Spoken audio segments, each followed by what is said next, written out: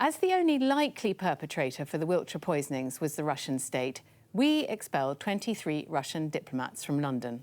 But then the Russians, who deny responsibility, responded in kind and went further.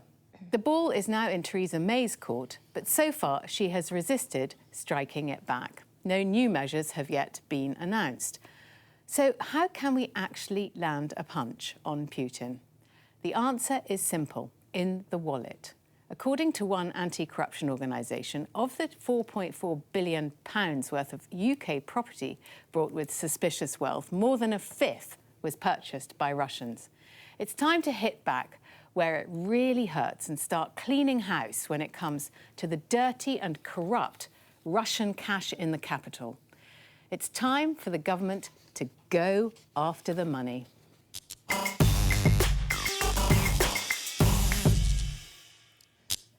Rachel, I totally see where you're going with this, but I don't know how you really implement it in terms of what it would do and the message that it would send to the rest of the world in regards to Britain being a safe place to buy property.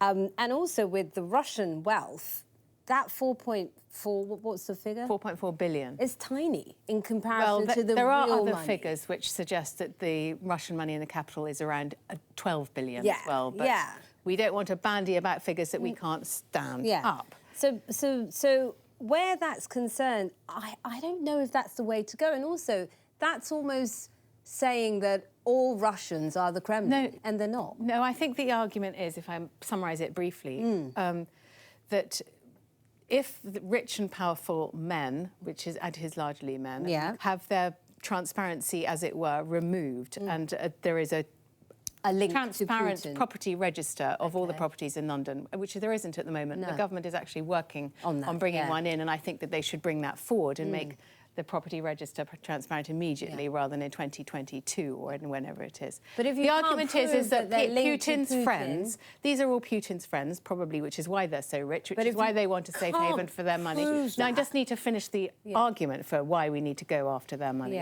Is they will then give Putin a hard time. Putin clearly doesn't care if the Foreign Office gives him a hard time. Nick, come on. Well, no, let Karen go, because I'll defer to Karen after you, Karen. Thank you, Nick.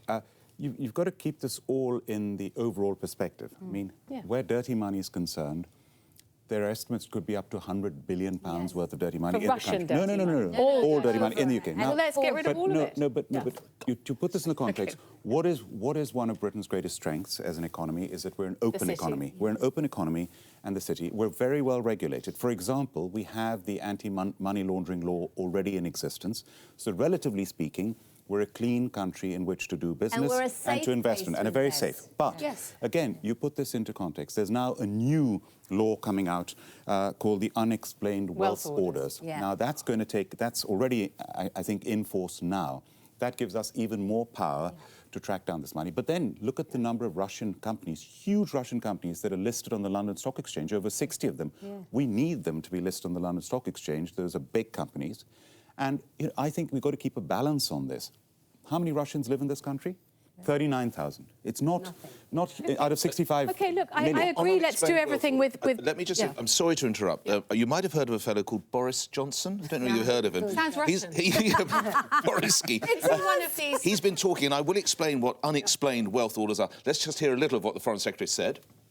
If that wealth has been illicitly or corruptly obtained, and we have evidence for that, then we now have the statute to have an unexplained wealth order against them, or to find other means to deprive them of their assets and to go after them.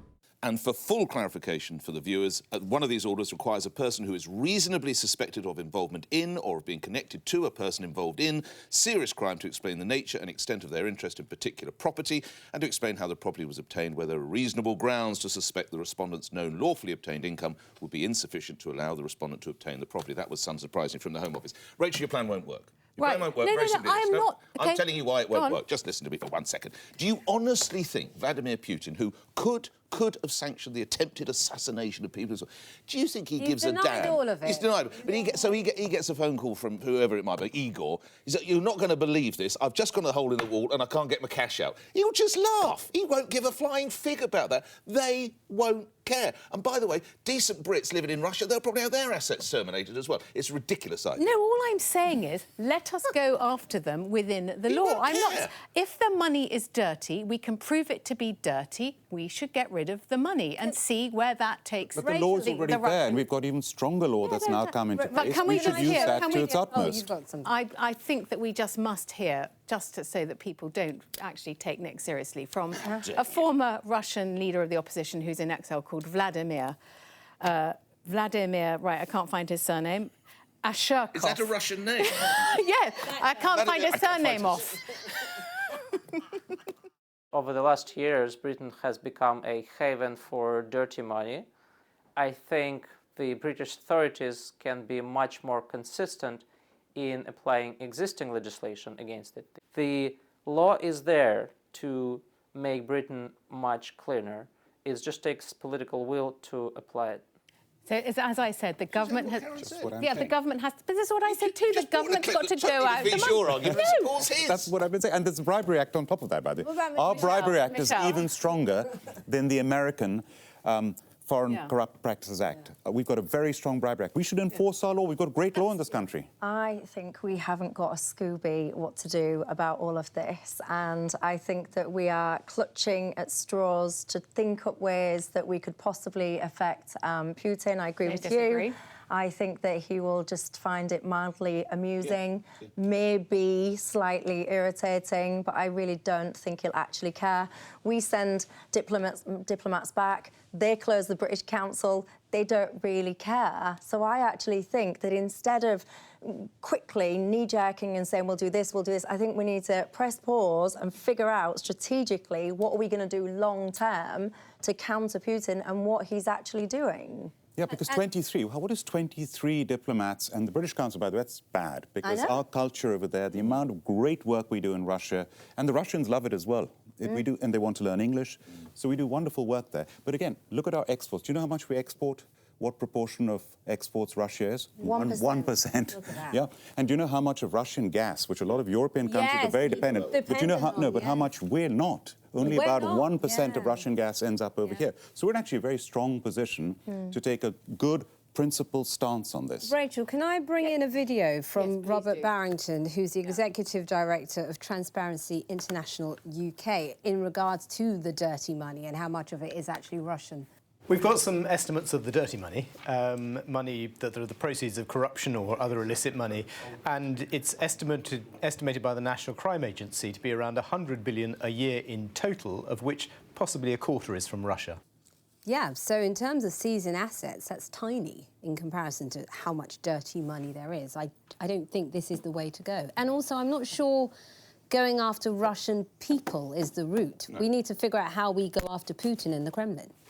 Do you think we should do more stuff until it's been conclusively proven that this was a Russian attack? Yeah, because even when it's proven by We the can't- independent yeah. organisation, the Russians will still say it's not them. Deny it, yeah. I think in this, actually, and I'm going to say, I think both Boris Johnson, I think Mrs May have played very, very well. There was perhaps a slight misspeak about the Berlin Olympics 1930. That was a bit of an error, but apart from that, because even if they're handed incontrovertible evidence, Michelle, they'll still say it's not us. And you know what the difference over here is? Where people say we're going back to a Cold War situation. Well, in the Cold War, the whole of the West was united Yes. against Russia. Yes. Now we're trying to get everyone to unite, including the European Union, NATO, Well, and Theresa people May are was falling speaking in on line. this So I issue think in once the world unites, okay, it may go back to a Cold War type confrontation, but that is much more powerful than Britain taking any unilateral, though we should. I mean, we should make the point, and we have done it in a very principled way, but it's that united front globally that will have the effect on Russia.